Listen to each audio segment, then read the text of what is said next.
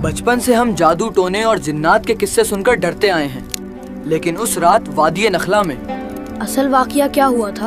अक्सर लोग समझते हैं कि ये डर की कहानी है, लेकिन हकीकत ये है ये ताकत और सच्चाई की टक्कर थी और कैसे एक तिलावत ने आग से बनी मखलूक को मोम कर दिया।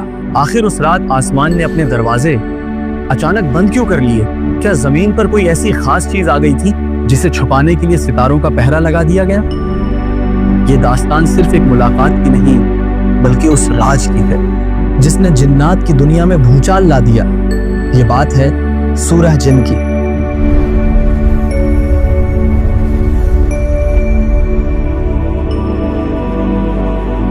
दोस्तों, वीडियो पसंद आने की सूरत में वीडियो को लाइक करें, चैनल पर नए हैं तो चैनल को सब्सक्राइब करें, कमेंट बॉक्स में अपनी राय जरूर दें। अगर आप फेसबुक पे देख रहे हैं तो पेज को फॉलो जरूर करें और वीडियो को लाइक करें। तो आइए वीडियो को शुरू करते हैं। जिन्नात वाकई इंसानों को अपनी उंगलियों पर नचाते हैं? मुझे बख्श दो, मेरी जान मत लो।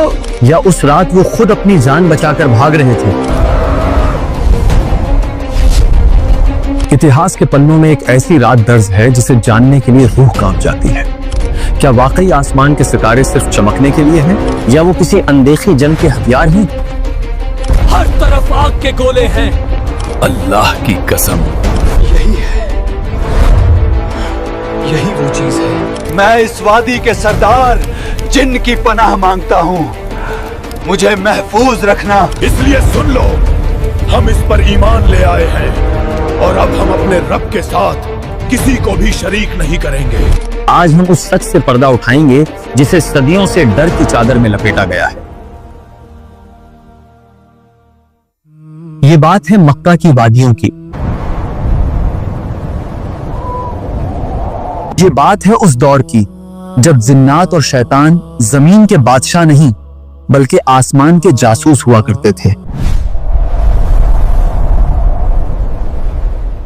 ये बात है उस मखलूक की जिसके बारे में कुरान ने कहा, इन्ना समिअना कुरानन ज़बा, यानी हमने एक अजीब कुरान सुना है। आसमान का निजाम बदल क्यों गया? कल तक हम वहां बेखौफ जाते थे, आज वहां हर तरफ आग के शोले क्यों बरस रहे हैं? सरदार, जमीन पर जरूर कुछ नया और बड़ा नाजिल हुआ है। बचपन से हम जादू टोने और जिन्नात के किस्से सुनकर डरते आए हैं, लेकिन उस रात वादी नखला में असल वाकया क्या हुआ था? अक्सर लोग समझते हैं कि ये डर की कहानी है, लेकिन हकीकत ये है ये ताकत और सच्चाई की टक्कर थी और कैसे एक तिलावत ने आग से बनी मखलूक को मोम कर दिया। आखिर उस रात आसमान ने अपने दरवाजे अचानक बंद क्यों कर लिए?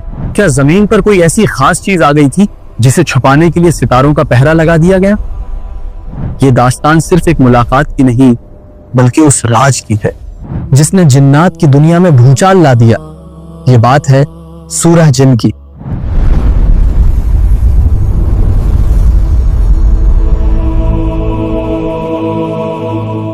इस आसमानी वाकये की जड़ें जमीन के एक गहरे दर्द से जुड़ी हैं। ये नबूवत का 10वां साल था। इस्लामी तारीख इसे आमुल हुज़्न यानी गम का साल कहती है। सुना तुम लोगों ने? अब तो अबू तालिब भी नहीं रहे। अब देखते हैं कौन बचाता है उसे। हाँ। और वो खदीजा भी तो गुजर गईं।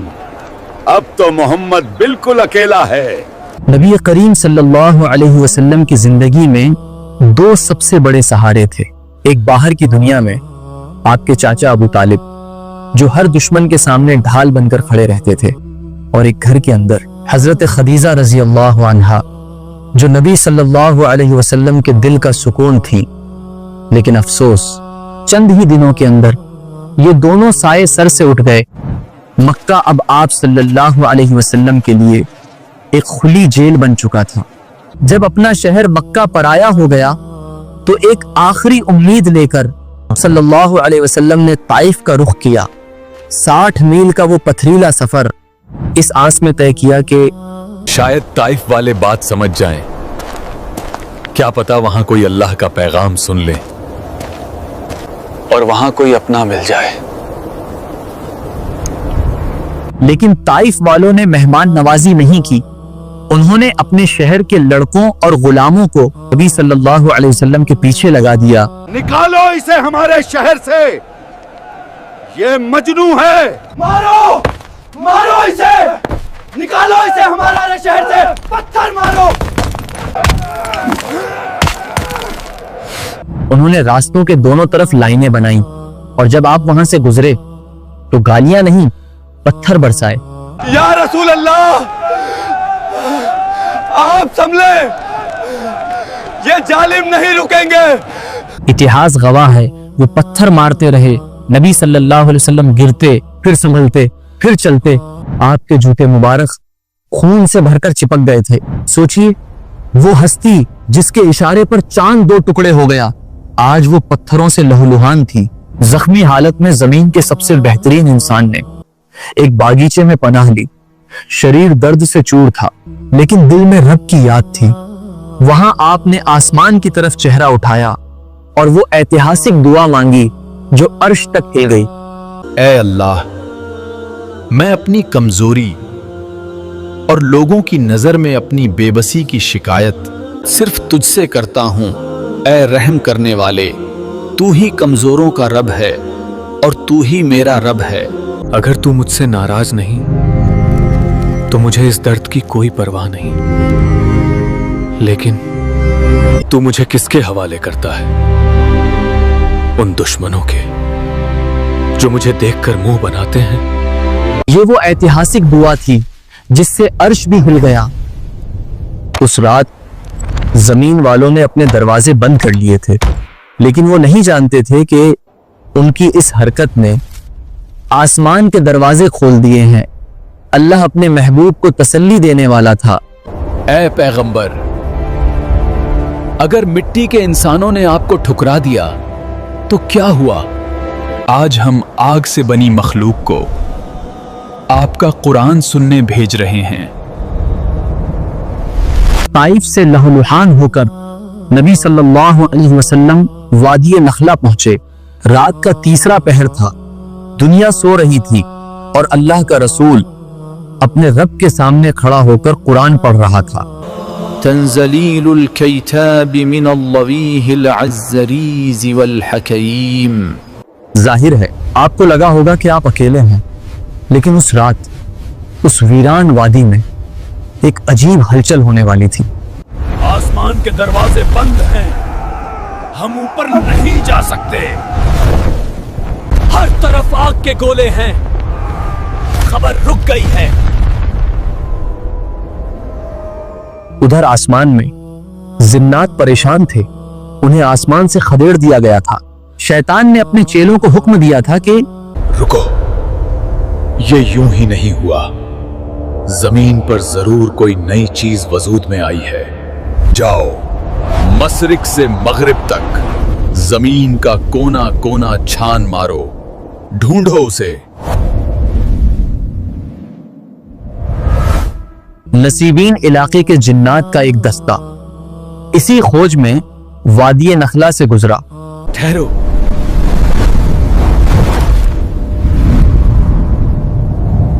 یہ کیسی آواز ہے؟ تبھی ایک آواز نے ان کے قدم روک دیے. یہ شاعری نہیں تھی، یہ جادو نہیں تھا، یہ وہ الفاظ تھے جو سیدھے عرش سے اتر رہے تھے.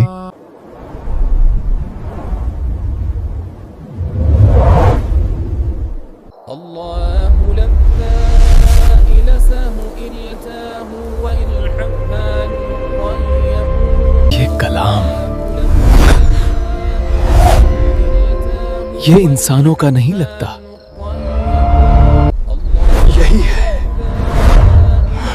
یہی وہ چیز ہے جس نے آسمان کے راستے روکے ہیں. جیسے ہی قرآن کی آیتیں ان کے کانوں سے ٹکرائیں ان کی تلاش ختم ہو گئی. انہیں سمجھ آ گیا کہ آسمان کے دروازے اسی کلام کی وجہ سے بند ہوئے ہیں. خاموش، غور سے سنو.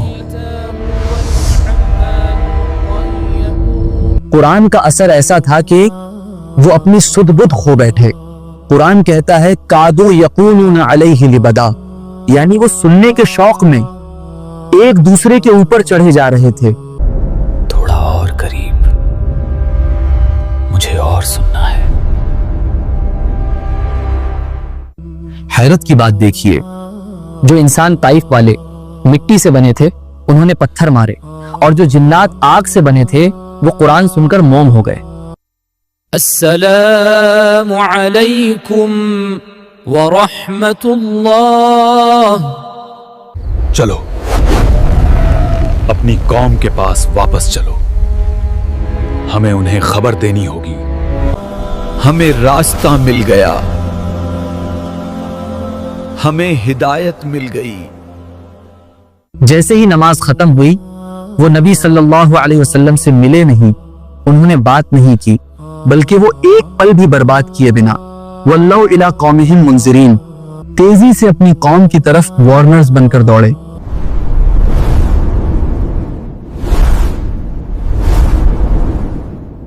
تاکہ انہیں بتا سکیں کہ ہم نے وہ راستہ پا لیا ہے جسے ہم صدیوں سے ڈھونڈ رہے تھے۔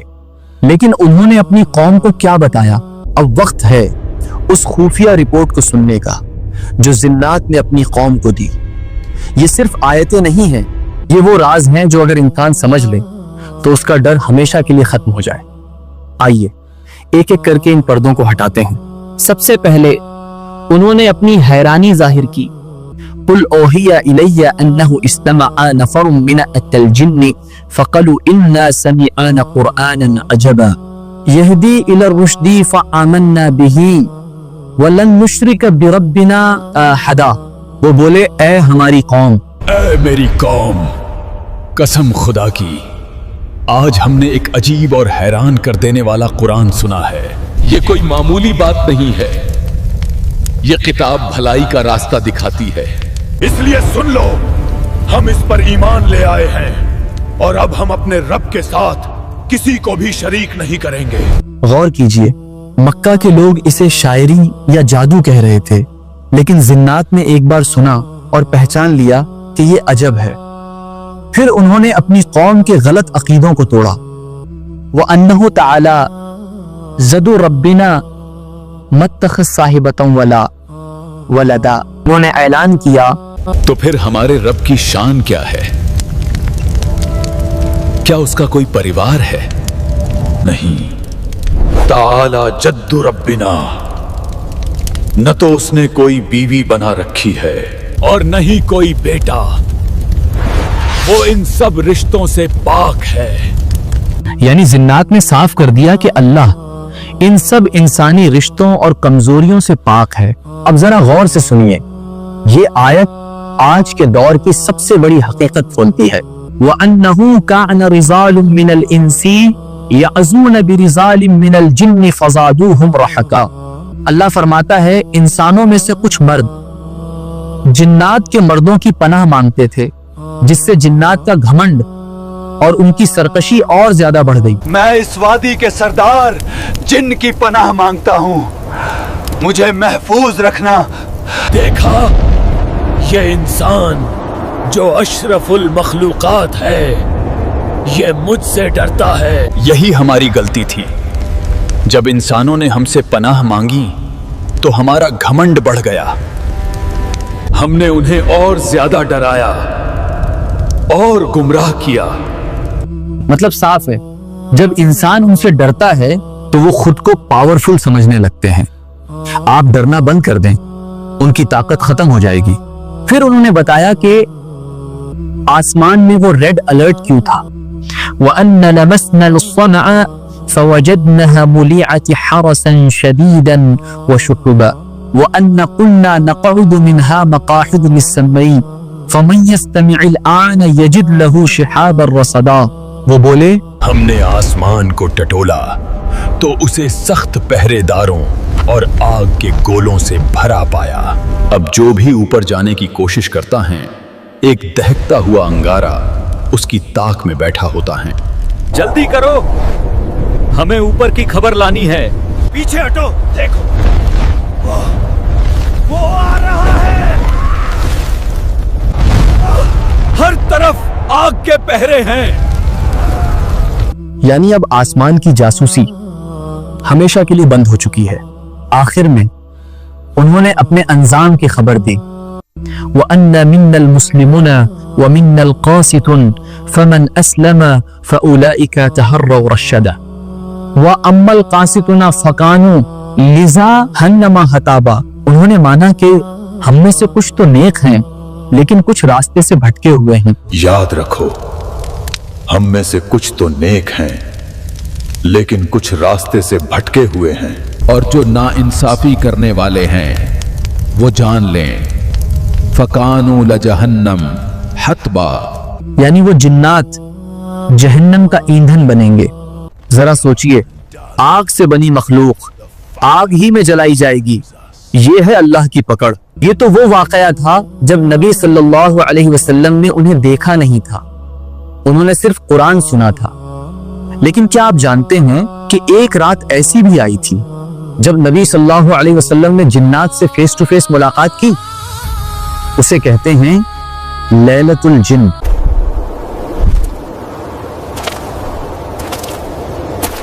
لیلۃ الجن یعنی جنات کی رات. دوستوں، وہ پہلی گھٹنا تو صرف ایک اتفاق تھی جب جنات نے چھپ کر قرآن سنا تھا، لیکن اصل داستان تو اس کے بعد شروع ہوئی جب اللہ کے نبی صلی اللہ علیہ وسلم نے فیصلہ کیا کہ وہ خود جنات کی دنیا میں جائیں گے اور انہیں اسلام کی دعوت دیں گے. مسند احمد اور حدیث کی روایتوں میں آتا ہے ایک رات آپ صلی اللہ علیہ وسلم نے اپنے صحابی حضرت عبداللہ بن مسعود رضی اللہ عنہ کو ساتھ لیا. یا رسول اللہ، ہم آبادی سے بہت دور آ گئے ہیں، یہاں خاموشی بہت گہری ہے. گھبراؤ نہیں عبداللہ، آج رات ایک اہم ملاقات ہونے والی ہے.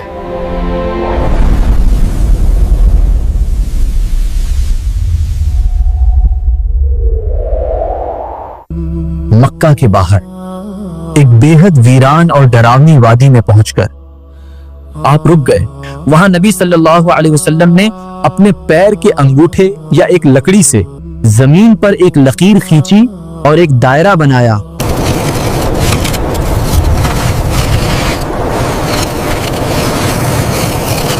اور حضرت عبداللہ بن مسعود کو سخت ہدایت دی. ابن مسعود، ادھر آؤ، اس دائرے کے اندر بیٹھ جاؤ. میری بات غور سے سنو.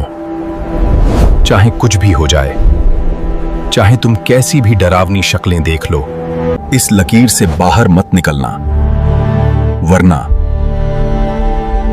تمہاری جان چلی جائے گی اور قیامت تک میں بھی تمہیں نہیں بچا پاؤں گا. سوچئے اس منظر کو، رات کا سناٹا، ویران جنگل اور ایک معمولی سی لکیر. ابن مسعود کہتے ہیں میں اس دائرے میں سمٹ کر بیٹھ گیا.